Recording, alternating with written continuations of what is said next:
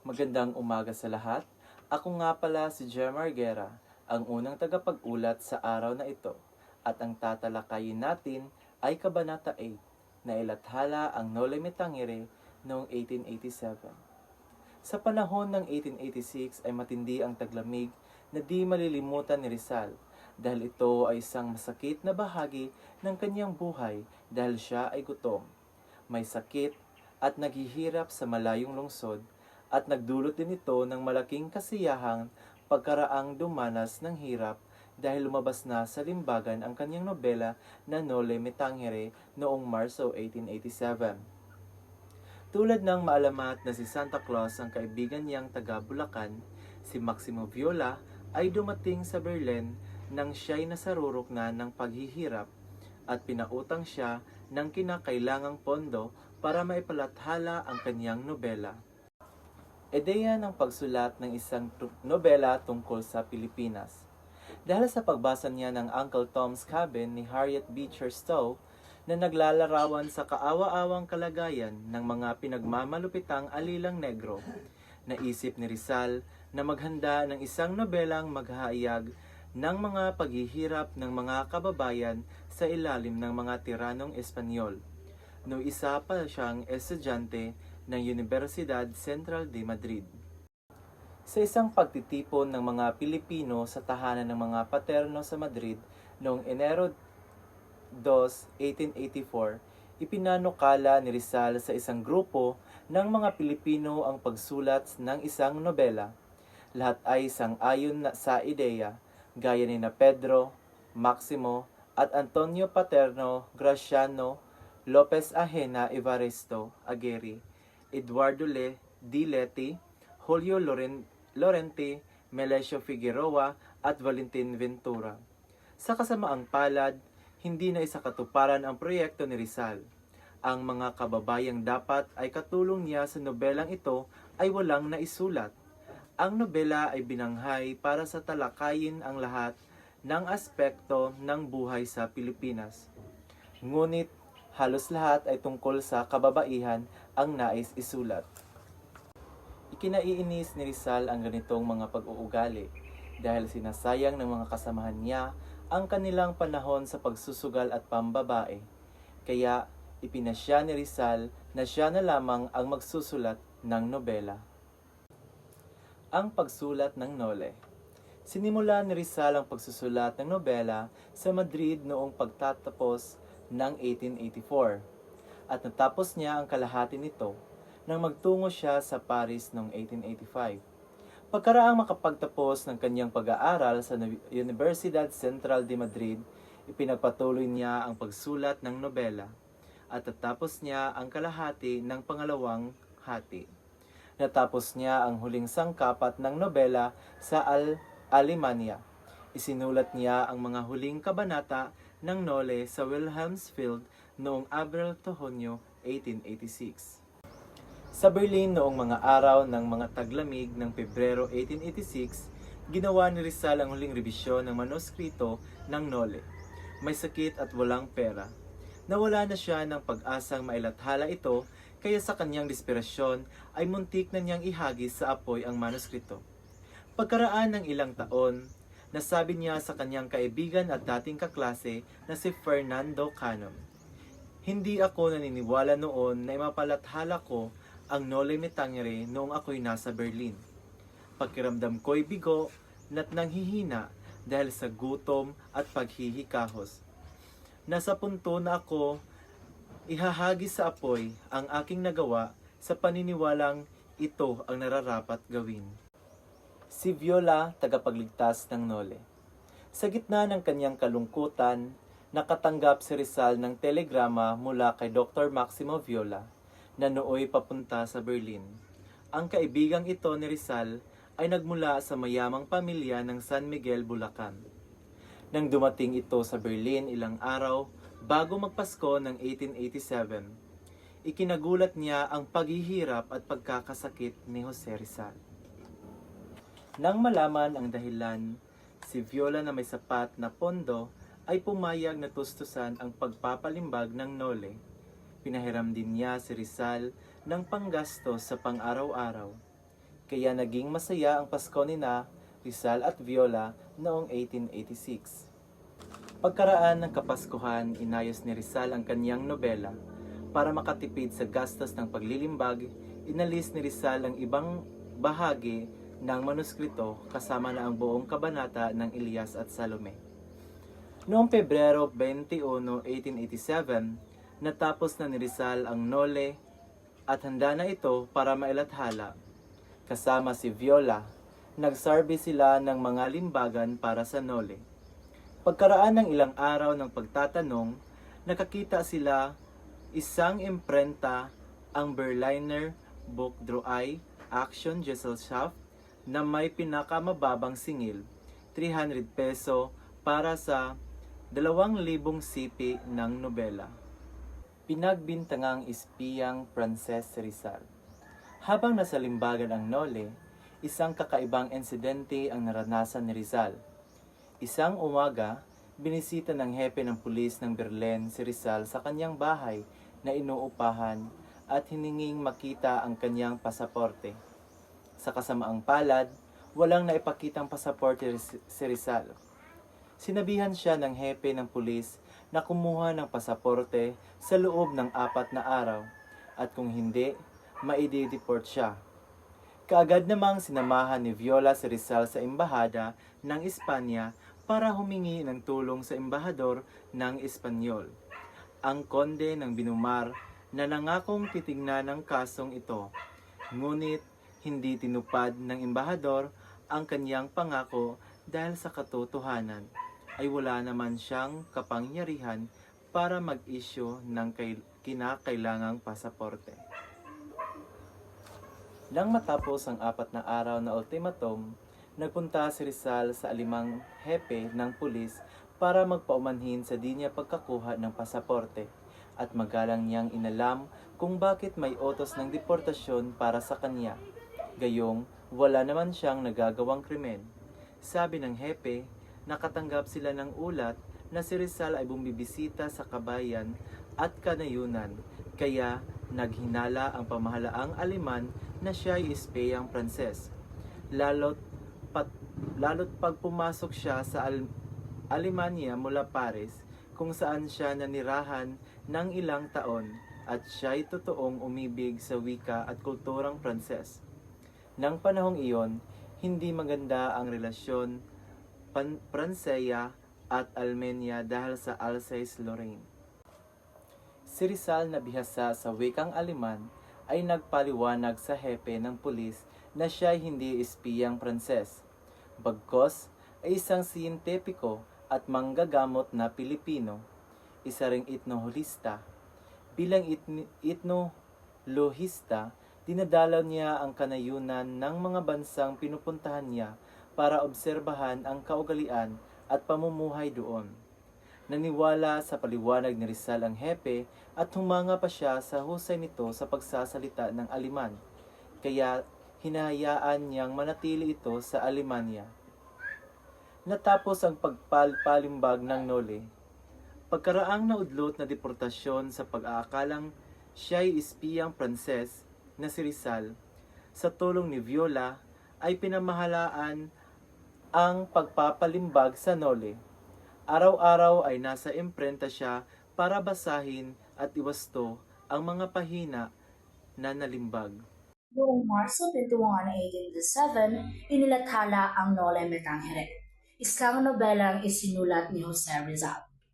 Agad niyang ipinadala ang mga unang kopya nito sa kanyang mga malalapit na kaibigan, katulad nila Ferdinand Blumentritt, Dr. Antonio Maria Regidor, Cristiano Lopez Jaina, Mariano Ponce at Felix R. Hidalgo. Sa kanyang sulat kay Blumentritt noong Marso 21, 1887, binanggit ni Rizal na ito ang kanyang unang aklat. Bagamat nakapagsulat na siya noon ng iba pang mga akda at nakatanggap ng mga parangal at pagsusulat. Ayon sa kanya, ang Nole Me Tangere ay isang aklat na walang kinikilingang pananaw, na ipapakita ang kasaysayan ng mga Pilipino sa nakalipas na 10 taon.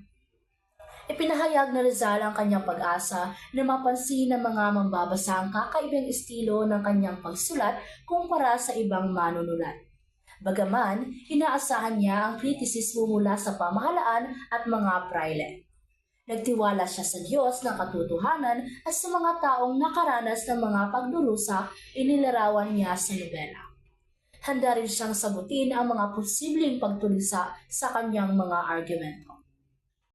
Noong Marso 29, 1887 naman, ibinigay ni Rizal ang kanyang gallery proof ng kanyang nobelang Noli Me Tangere kay Maximo Viola bilang pagpapahalaga sa kanyang malaking tulong sa pagpapalimbag ng aklat. Si Viola ang tumulong kay Rizal na mailathala ang nobela sa pamamagitan ng pagbibigay ng pinansyal at suporta. Dahil dito, isinulat ni Rizal ang dedikasyong ito sa isang komplementaryong sipi para kay Viola bilang pasasalamat at pagkilala sa kanyang kontribusyon. Tinawag pa ni Rizal si Viola na ang unang nakabasa at nagpahalaga. Sa kanyang isinulat na nagpapakita ng malalim na respeto at pagkakaibigan nila. Ang pamagat ng nobelang Noli Me Tangere ni Jose Rizal ay isang parinalang Latin na nangangahulugang huwag mo akong salilin. Hango ito mula sa Bagong Tipan, particular sa Ebanghelyo ni San Lucas, na nagpapakita ng eksena kung saan sinabi ni Jesus kay Maria Magdalena na huwag siyang hawakan o salingin pagkatapos ng kanyang muling pagkabuhay. Sa konteksto ng nobela ni Rizal, ginagamit ang pamagat upang tukuyin ang mga masalimuot na sakit at problema ng lipunan ng Pilipinas sa ilalim ng kolonyal na pamamahala ng Espanya. Mga problemang masilan, mahirap galawin o ipahayag na lantaran ngunit kailangan masuring harapin upang magdulot ng pagbabago. Sa ilalim ni Rizal kay Felix R. Hidalgo noong Marso 5, 1887, ipinahayag niya ang simbolismo ng pamagat na may kinalaman sa kawalan ng hustisya, pang-aapi at sugat ng lipunan na iniiwasang pag-usapan, ngunit patuloy na nararanasan ng mga Pilipino noong panahon ng kolonyalismo. Ang dedikasyon ni Jose Rizal sa Noli Me Tangere ay inaalay niya sa bayang Pilipinas na tinatawag niyang Amang Bayan. Sa kanyang dedikasyon, binanggit ni Rizal ang kasaysayan ng mga pagdurusa ng mga tao na inihahalantulad niya sa isang malaking kanser. Ang kanser na ito ay simbolo ng mga suliranin at katiwalian sa lipunan na kapag nahipo o naungkat ay nagdudulot ng matinding sakit at iritasyon. Ipiniliwanag ni Rizal na kahit sa harap ng modernong sibilisasyon, nararapat na suriin at kilalanin ang mga suliraning ito upang makita ng bayan ang kalagayan ng kanyang lipunan. Hinangad niya ang kabutihan ng bayan at naghahanap ng pinakamainam na solusyon. Tulad ng isang manggagamot na nagnanais magbigay ng lunas sa isang malubhang karamdaman. Sa kabubuan, ang dedikasyon ay nagpapakita ng kanyang hangarin na magbigay ng kaliwanagan at suliranin ng bansa. Ihayag ang katotohanan at ilantad ang mga kalupitan at katiwalian sa lipunan. Kahit ito'y nangangahulugan ng sakripisyo o paglabag sa mga nakasanayan o tradisyon. Ang Noli Me Tangere ni Dr. Jose Rizal ay isang makasaysayang nobela na binubuo ng 63 na kabanata ay isang epilogo. Nagsisimula ang nobela sa isang piging o salusalo na inihahandog ni Kapitan Tiago o Santiago de los Santos, isang prominenteng mamamayan ng Maynila para kay Crisostomo Ibarra. Si Ibarra ang bagong balik mula sa Europa matapos mag-aral ng ilang taon. At ang piging ay isang paraan upang ipagdiwang ang kanyang pagbabalik. Ang kaganapan ay naganap sa tahanan ng Kapitan Tiago sa Calle Analog. Ngayon ay Calle Juan Luna. At ito ay doong huling araw ng Oktubre. Ang tagpong ito ay mahalaga dahil ipinapakilala nito ang pangunahing karakter ng nobela, gaya ni Crisostomo Ibarra, Padre Damaso at iba pang mga tauhan. Sa piging, unti-unting binuksan ang tensyon sa pagitan ni Ibarra at ng mga makapangyarihang tao sa lipunan. Particular ang mga praile na nagpapakita ng tema ng kolonyal na pang-aapi at diskriminasyon ng Espanyol.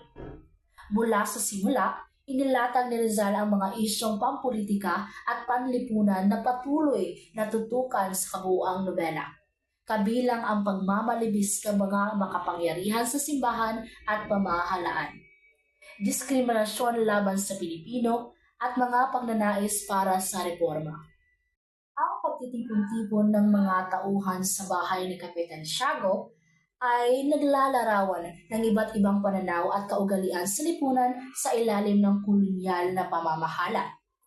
Ang kanilang interaksyon ay nagpapakita ng hidwaan at ugnayan sa simbahan, estado at mga mamamayan na nagbibigay ng mas malalim na pag-unawa sa mga tema ng Noli Me Tangere, tulad ng kolonyalismo, katarungan at pagkapantay-pantay. Sa pamamagitan ng mga tauhang ito, na ilalarawan na at ng mga hamon at pagsubot na kinakaharap ng mga Pilipino sa kanilang pagnanais na makamit ang tunay na kalayaan. Ang Noli Me Tangere ni Jose Rizal ay hindi lamang isang kathang-isip na kwento, kundi ito ay isang salamin na tunay na kalagayan ng Pilipinas sa ilalim ng kolonyalismong Espanyol. Sa pamamagitan ng mga tauhan at sitwasyon inilarawan sa nobela, na ilalahad ang mga pagdurusa, kawalan ng katanungan at mga pagnanais ng mga Pilipino para sa kalayaan. Ang pahayag ni Jose Rizal na totoo ang isinulat ko sa nobela ay nagpapakita ng kanyang layuning ipaalam ang mga totoong karanasan ng mga tao noong panahong iyon. Ang kanyang mga deskripsyon at kwento ay nagmula sa aktwal na obserbasyon at karanasan na nagbigay diin sa tunay na kalagayan ng lipunan at naging inspirasyon para sa mga reformista at makabayan. Sa Noli Me Tangere, maraming tauhan ang hango sa tunay na tao at karanasan noong kolonyalismong Espanyol. Halimbawa, si Maria Clara ay kinakatawan ni Leonor Rivera na hindi naging tapat kay Rizal at nagpakasal sa ibang tao. Sina Ibarra at Elias ay maaaring ituring na representasyon ni Rizal mismo, na sumasailalim sa kanyang mga pananaw at karanasan. Si Pilosopong Tasio ay inilarawan na parang nakakatandang kapatid ni Rizal, si Pasiano na nagtataguyod sa katarungan at kritikal na pag-iisip, si Padre Salve na inuugnay sa isang tunay na praile, ay simbolo ng mga mapang-abusong praile ng panahong iyon. Si Kapitan Tiago ay hango kay Kapitan Hilario Sonico, habang si Doña Victorina naman ay batay kay Doña Agustina Meden. Ang mga kapatid ng Basilio at Crispin ay inilarawan batay sa tunay na tao. Ang magkapatid na Crisostomo, si Padre Damaso, sa kanyang pagiging mapagmataas at imoral, ay kumakatawan sa mga dominanteng praile na tumututol sa mga Pilipino. Ang mga tauhan ay nagpapakita ng mga suliranin at dinamikong panlipunan sa panahon na nagbibigay ng lalim at misa ng mensahe ng nobela. Magandang umaga sa lahat. Ang tatalakayin ko ngayon ay ang nawawalang kabanata ng Noli Me Tangere. Sa orihinal na manustrito ng Noli Me Tangere, may kabanatang pinamagatang Elias at Salome sa nakasunodang kabanata 24 sa Kakahuyan. Ang Elias at Salome ay hindi isang nawawalang kabanata ng Noli Me Tangere. Ang kabanatang ito ay isang katang-isip na ideya mula sa ilang mga kritiko at manunulat. Walang katibayan na mayroon talagang kabanatang tinatawag na Elias at Salome. Sa orihinal na manustrito ng Noli Me Tangere, ang Noli Me Tangere ay may 63 kabanata at ang mga kabanata ay kaayos at kumpleto. Ang mga kritiko ay nag-iisip ang kabanatang ito ay maaaring magdagdag ng mas malalim na pag-unawa ng mga karakter ng Noli Me Tangere, lalo na kay Elias at Salome, ngunit walang historical na evidence na sumusuporta ng pagkakaroon ng kabanatang ito. Si Dr. Antonio Marguitor ay isang kilalang makayamang Pilipino at abogado na ipinatapon sa London dahil sa kanyang pagkakasangkot sa pag-aalsa ng Cavite noong 1872. Nang mabasa niya ang Noli Me Tangere sa London, lubos siyang humahanga sa galing at talino ni Rizal sa paglalarawan ng mga kalagayan ng mga Pilipino sa ilalim ng pananakop ng Espanya. Naantig siya sa mga mensahe ng nobela at nakita niya ang kahalagahan nito sa pagpapalaganap ng kamalayan sa mga Pilipino. Si Regidor ay isang naging malapit na kaibigan ni Rizal at naging isa sa mga pangunahing taga-suporta ng kanyang mga adikain. Nagtulungan silang dalawa sa pagpapalaganap ng mga ideya ng pagbabago at paglaya para sa Pilipinas. Ang pagkakaibigan ni Rizal at Regidor ay isang halimbawa ng pagkakaisa at pagtutulungan ng mga Pilipino sa panahon ng pananakop. Sa kabila ng kanilang paghihiwalay, nagawa nilang magtulungan para sa isang layunin at kalayaan ng Pilipinas. Habang tahimik na namumuhay si Rizal sa Calamba, nagsimula ng kumalat ang Noli Me Tangere at nagdudulot ng kaguluhan sa mga opisyal ng Espanya at sa mga praile. Nakita nila ang nobela bilang isang banta sa kanilang kapangyarihan at nagsimula silang magplano ng paghihiganti kay Rizal. Bagamat naging abala si Rizal sa pag-aasikaso ng kanyang himnasyo, pagsasagawa ng medisina at pagkikibahagi sa mga gawaing sipko. Hindi siya nagpipinta sa magagandang tanawin o nagsasalin ng mga tula ng alimang si Von Holderno. Ang pagpipinta at pagsasalin ay ang mga hilig ni Rizal. Ngunit hindi ito ang kanyang pangunahing gawain sa panahong iyon. Ang mga kaaway ni Rizal ay nagsisimulang nagkalat ng mga chismis at paratang laban sa kanya. Sinikap nilang ipakita siya bilang isang rebelde at isang banta sa seguridad ng kolonya. Sa huli, ang mga paratang ito ay naging dahilan ng kanyang pagkatapon sa dapitan. Ang Noli Me Tangere ay naging sentro ng kontrobersya at tagatanggap ng matinding pagtuligsa mula sa mga praile, lalo na sa mga Agustino. Si Padre Jose Rodriguez, ang superior ng Guadalupe, ay naglathala ng 8 polyeto na pinagatang Questiones de Sumo Interest or katanungan. Ang dakilang interes upang tuligsahin ang Noli Me Tangere at iba pang mga sulating kontra Espanyol. Ang mga polyeto ay naglalaman ng mga argumento at pagpuna laban sa mga ideya at mensahe. Ang Noli Me Tangere ay isang panganib na aklat na nagbabanta sa kaayusan at seguridad ng kolonya.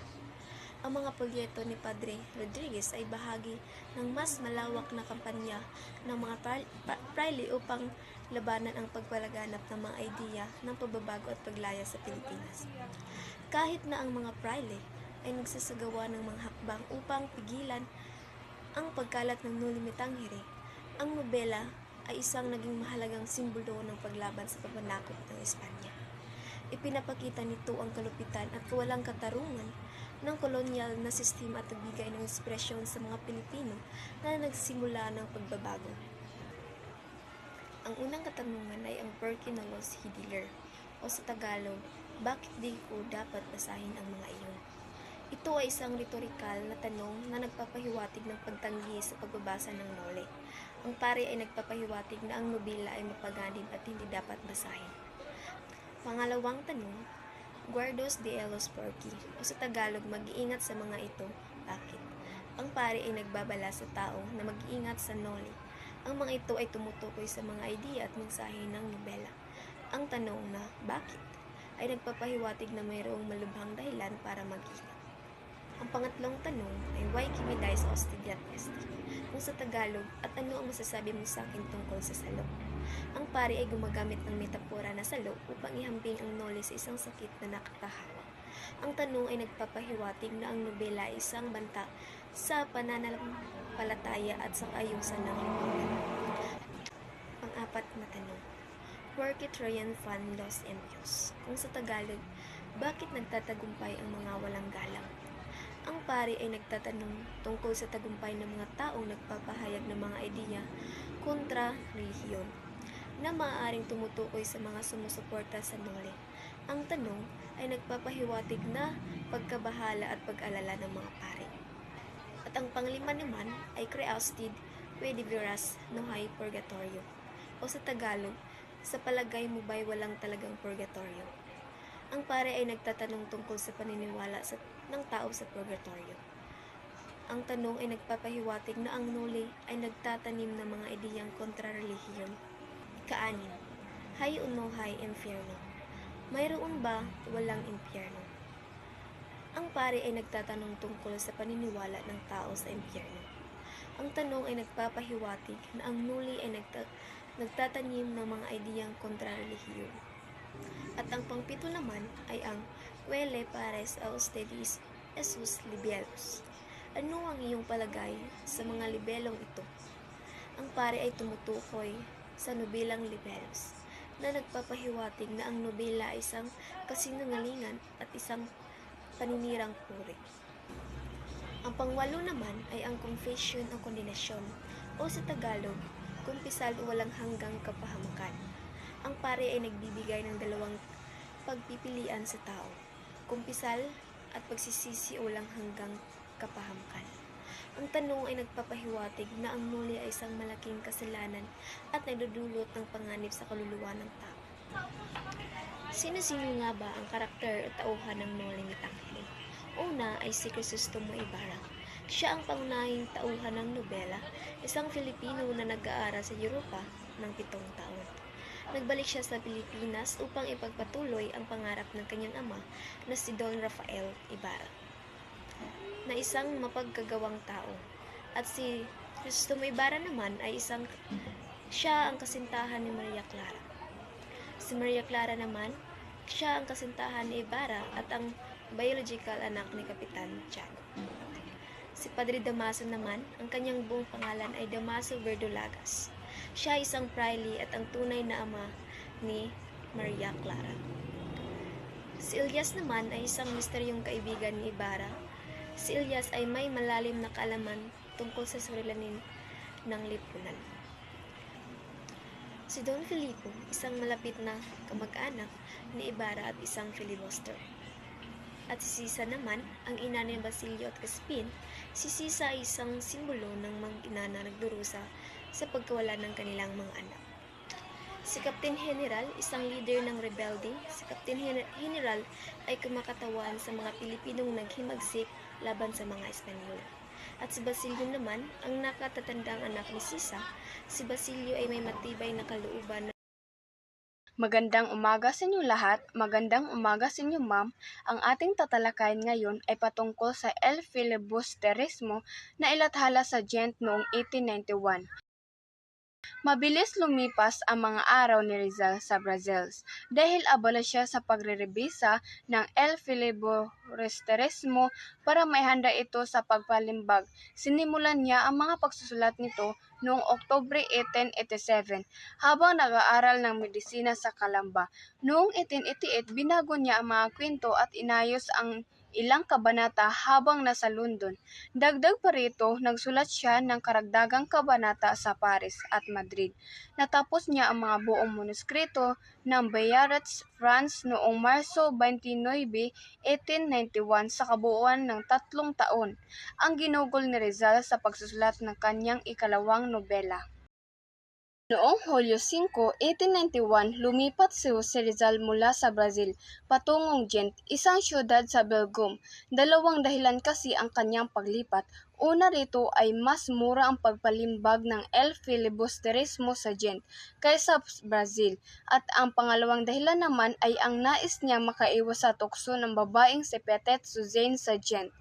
Nakilala niya ang dalawang kapwa Pilipino, sina Jose Alejandro mula Pampanga at Edelberto Evangelista mula sa Maynila, sa parehong nag-aaral ng enhinyeriya sa Universidad ng Ghent. Nang dumating si Rizal sa Ghent, agad siyang naghanap ng imprenta sa makakapaglimbag sa kanyang nobelang El Filibusterismo. Sa murang halaga, natagpuan niya ang F. Meyer van Loo Press, isang imprenta sa kalye ng Via Deren, na pumayag na ilambag ang kanyang aklat basta patingi-tingi lang ang bayad. Upang makabigay ng paunang bayad, isinangla ni Rizal ang kanyang mga alahas. Habang nasa proseso ang paglilimbag ng nobela, nagkaroon ng malaking problema si Jose Rizal dahil ubos na ang kanyang pera. Umasa siya sa paring padala mula sa kaibigan ngunit hindi pa ito dumarating. Tumatanggap siya ng tulong mula sa Kinabasa at Rodriguez Arias ngunit kulang pa rin ito para bayadan ang lahat ng gastos sa imprenta. Sumulat si Rizal kay Basa noong Hulyo 1891, ipinaalam niyang sinanglanan niya lahat ng alahas. Tumira siya sa murang kwarto at kumakain sa mumurahing restaurant para lamang makatipid at maipagpatuloy ang paglilimbag sa nobela. Ngunit sa kabilang lahat, naubos ng kanyang pera kaya't itinigil ang paglimbag noong Agosto 6, 1891. Sinabi ni Rizal na natapos na ang kalahati ng libro. Ngunit hindi na niya ito maipagpatuloy dahil hanggat wala pang bagong pundo. Ang paghihirap ni Rizal sa paglilimbag ng El Filibusterismo ay kapareho sa kanyang naranasan nung inilimbag niya ang Noli Tangere sa Gent. Naubos ang pera ni Rizal tulad nangyari sa kanya sa Berlin noong 1886. Dahil sa hirap, halos sunugin niya ang manuskrito ng Filigaya ng muntik niyang gawin sa Noli noon. Sa isang sulat kay Basa, sinabi ni Rizal na kung hindi darating ang inaasahan niyang pera, wala siyang magawa kundi maghanap ng trabaho para mabuhay. May pagkakataon gusto niyang sunugin ang manuskrito, ngunit naalala niyang marami ang pagmamahal sa bayan kaya hindi niya ito ginawa. Nung akala ni Rizal na wala ng pag-asa, dumating ang tulong mula kay Valentin Ventura. Nalaman ni Ventura ang problema ni Rizal at kaagad nagpadala ng pera. Dahil dito, naipagpatuloy ang paglimbag ng El Filibusterismo. Noong Setyembre 1891, sa wakas na ilambag na ang El Filibusterismo, masayang-masaya si Rizal at agad niyang nagpadala ng 2 kopya sa Hong Kong, isa para kay Basa at isa para kay Sixto Lopez, sa kanyang kaibigan na si Valentin Ventura na tumulong sa pagpalimbag ng nobela. Ibinigay ni Rizal ang orihinal na manuskrito at isang kopya ng nilagdaan niya. Nagpadala rin siya ng kopya sa iba pang kaibigan tulad ni Bleventret, Mariano, Pons, Lopez, Hihana, Porde, de Tavera at mga kapatid ni Juan at Antonio Luna. Napakamaraming papuri ang natanggap ng nobela mula sa mga Pilipino, maging sa ibang bansa at sa Pilipinas. Sa Barcelona, ang mga Pilipino roon ay naglathala para sa papuri ng isang pahayag na nagsabi ang nobela ni Rizal ay ang kakaibang estilo ng maitutulad kay Alexander Dumas at maaaring magsilbing inspirasyon sa mantikan ng Espanya. Dahil kaunti lang ang nakatirang kopya, naging napakamahal ang presyo ng mga ito, umaabot ng 400 pesitas bawat isa. Kahit matagal na nag-aaral, naglakbay at nagtrabaho si Rizal sa ibang bansa, hindi niya nakakalimutan ang kabayanihan ni na Padre Gomez, Burgos at Zamora na ikinikwento sa kanyang kapatid na si Pasiano noong bata pa siya. Inhandog ni Rizal ang El Filibusterismo sa 3 bilang parangal sa kanilang sakripisyo. Sa kanyang dedikasyon, binanggit niya ang kanilang mga pangalan at ang araw ng kanilang pagbitay sa Bagong Bayan noong Pebrero 28, 1872. Gayunpaman, may mga pagkakamali sa dedikasyon ni Rizal na kailangan itama. Una, ang 3 pari ay ibinitay noong February 17, 1872, hindi February 28. Pangalawang, mali rin ang mga edad na nabanggit si Rizal. Si Padre Burgos ay 35 at Zamora ay 37 taong gulang noong sila ay pinatay. Ang original na manuskrito ng El Filibusterismo na isinulat sa kamay ni Rizal ay nakaimbak sa Filipiniana Division ng Bureau of Public Libraries sa Maynila. Binili ito ng pamahalaang Pilipino kay Valentina Ventura sa halagang 10,000. Ang manuskrito ay may 279 pahina na mahabang parisong papel. Makita sa buong manuskrito ang mga pagwawasto ni Rizal at tanging ilang pahina lamang ang hindi binago. May 2 bahagi sa manuskrito na hindi kasama sa nailambag na aklat, ang paunang salita at ang pababala, na itatalakay ni Binibining Escalante. Inskripsyon na pahinang pamagat. Ang pahina ay ang pamagat ng El Filibusterismo. El Filibusterismo ay nagtataglay ng inskripsyon sinulat ni Ferdinand Blumentritt. Ang inskripsyong ito ay hindi matatagpuan, maraming edisyong salin sa Ingles. Ang nagsasaad ng mga sumusunod, madaling ipapalagay na ang isang rebelde or filibustero ay lihim na umaakit sa mga panotiko ng mga praile at mga paurong ng sagayon wala naman loob na sumusunod lamang sa lisang layunin. Ang ipalaganap ang mga kaisipan ng revelasyon ay kabuuang haba at lawak ng lupain. Ang mahikayat ang bawat Pilipino ay paliwanag walang katubasan liban sa separasyon mula sa inang bayan na Ferdinand Blumentritt. Ang nobela ay karugtong ng Noli. Mas magkakaunti ang katatawanan dito, di gaanong idealismo at hindi masyadong romantiko gaya ng Noli Me Tangere, mas revolusyonaryo at kalunos-lunos ito kaysa unang nobela. Noli at Feli ipanghambing. Ang dalawang nobela ni Rizal ay nagkakaiba sa maraming aspeto. Bagaman isinulat ng isang author at ipinalagay na tumutukoy sa sangkwento at mayroong makaparihong tauhan. Ang Noli ay isang romantikong nobela. Ito ay gawa mula sa puso, isang aklat na may damdamin, may kasariwaan, kulay, katatawanan, kagaanan at kislap ng talino. Sa kabilang banda, ang Fili ay isang nobelang politikal, isang gawa mula sa isip, isang aklat ng kaisipan, nagtataglay ng kapaitan, pagkakasuklam, sakit, karasan, at kalungkutan.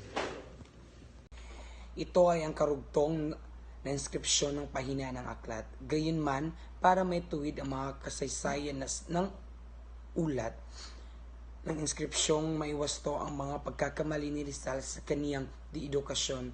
Unang-una ang pagkakamartir ni Gomez, Burgos at Zamora ay naganap noong Pebrero 17, 1872, hindi noong Agosto 28, pangalawa. Si Padre Gomez ay 73 years old gulang, hindi at si Padre Burgos ay 35 taong gulang, hindi 30 years old.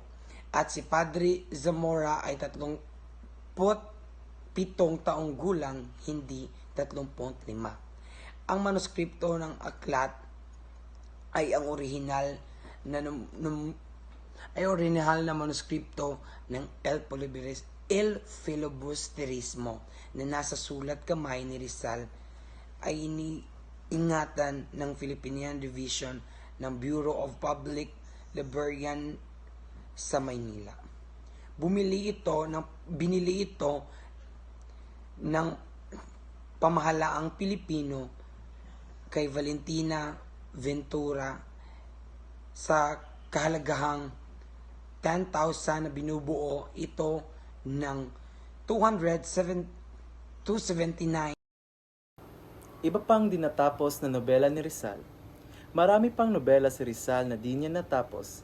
Isa rito ay ang pinamagatang Makamesa, nobelang Tagalog.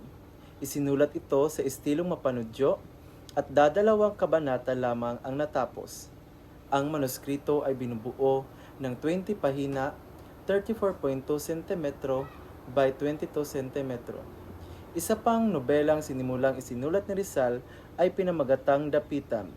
Hindi rin ito natapos at nakasulat ito sa Espanyol. Isinulat ito habang distirado siya sa Dapitan. Ang manuskrito ay binubuo ng 8 pahina, 23 cm at 16 cm.